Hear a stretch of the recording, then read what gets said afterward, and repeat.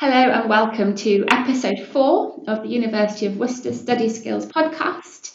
I'm Kate Courage from Library Services, and also from the library I'm joined by Sykes. And from the Centre for Academic English and Skills I'm joined by Kieron Dann, Christina Wright and Ruth Edge. And today we are talking about conclusions. So, what makes a good conclusion, or what is the purpose of the conclusion? Well, I would say first and foremost, it's bringing together all the threads of your argument. You're presenting the argument that you've made in your essay. I'm talking about an essay. In a report, what have you found through your research?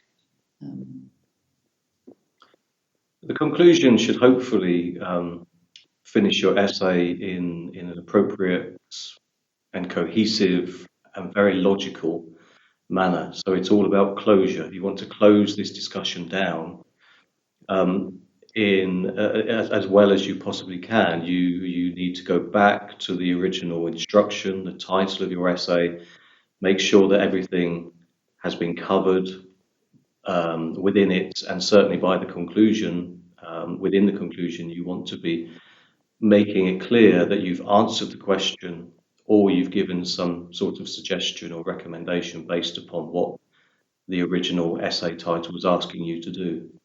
Yeah, I think there are different parts of conclusion, and there is an element of summarising and bringing those threads of the argument together, and then there is finishing the essay with a strong argument based on all of the evidence that you've provided throughout the essay. So you're actually finishing with a strong statement. And your own voice should be heard.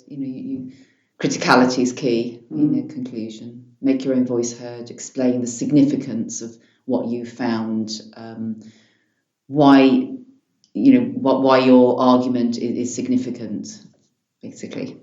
This is where your voice really comes to the fore, because you are in complete control. Basically, your conclusion is stating now, once all of this evidence has been presented, once the discussion has been presented, what does it all mean? So in my terms, as myself, the writer, what's the point of all of this? What does it mean? So you're actually closing it in that manner and making it interesting for the reader, to climax it all in that really nice, interesting way. And it should link back to the title as well. Make sure the question's answered. Yeah. It's quite interesting in terms of how long a conclusion should be, and that might depend on the level that you're studying and the actual question that you're answering within your paper. There is an argument that it's approximately 10%, 8 to 10%, but it may be longer, depending on what you've been asked to write. And of course, there's nothing new in a conclusion. You're not writing something that has not already been brought in within your essay. But what is there is your criticality, your voice, and this final decision. We can make it clear that there is a part of a structure within a conclusion, as there is in every part of the essay. So a conclusion will ultimately consist of a summary, so summarising the main points that have been discussed. So you're paraphrasing those through this sort of summarised version, but making sure you're only picking out the important discussion points. And then you're moving on to that clincher statement. So what does it all mean? What's the answer to the question? What are the recommendations? What are the suggestions? One of the most disappointing things I see in students' work is that you get to the end of the conclusion and nothing has actually been presented, really. So my question at the end of a lot of essays is, so what's the point? So what does it all mean? Try to come up with a good, strong, confident climax to that discussion. That's what your tutors want to see.